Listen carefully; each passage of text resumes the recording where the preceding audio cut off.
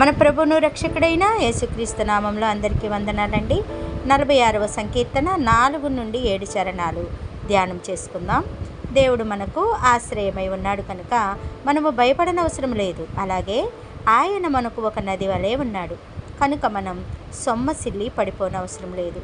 ఒక నది కలదు, దాని కాలువలు దేవుని పట్టణమును, సర్వోన్నతిని మందిరపు పరిశుద్ధ స్థలమును సంతోషపరచుచున్నవి. యెరూషలేము ప్రాచీన గొప్ప పట్టణాలలో ఒకటి, కానీ అది నదీ తీరంలో కట్టబడింది కాదు. ఆ పట్టణ ప్రాకారాల్లో హిజ్కియా ఒక నీటి కాలువను భూగర్భంలో త్రవ్వే వరకు అక్కడ నీటి ఎద్దడిగానే ఉండేది. యెరూషలేము నదీ తీరంలో కట్టబడిన పట్టణం కాకపోయినప్పటికీ దానికి ఒక నది ఉంది అని కీర్తనకారుడు తెలియజేస్తున్నాడు. అది దేవుని సింహాసనమనే పరిశుద్ధ స్థలము నుండి వస్తుంది.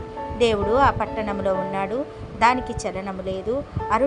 అరుణోదయమున దేవుడు దానికి సహాయము చేయుచున్నాడు.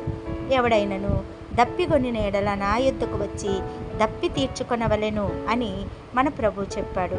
ఆయన సింహాసనం నుండి ప్రవహించే నది జీవజల నది, సంతోష జల నిధి. బైబిల్లో నీటి శుద్ధిని దేవుని వాక్యంతో పోల్చి చెప్పబడుతుంది. అలాగే నీరు త్రాగడాన్ని దేవుని ఆత్మగా వర్ణిస్తుంది. మరుగై ఉన్న ఈ నది నీటిని మనం త్రాగగలం. ఈ నది నీటిని త్రాగడం వలన ప్రభువు నందు మనకు సంతోషం, ఉత్తేజం, సామర్థ్యం కలుగుతాయి. సైన్యములకు అధిపతి యెహోవా మనకు తోడై ఉన్నాడు. యాకోబు యొక్క దేవుడు మనకు ఆశ్రయమై ఉన్నాడు అని కీర్తనకారుడు తెలియజేస్తున్నాడు. ఆయన సైన్యములకు ప్రభువు. పరలోక భూలోక సైన్యాలు ప్రభువైన క్రీస్తుకు చెందుతాయి. ఎందుకంటే ఆయన సర్వాధికారి. ఆయన మనతో ఉన్నాడు, మనకు వ్యతిరేకంగా లేడు.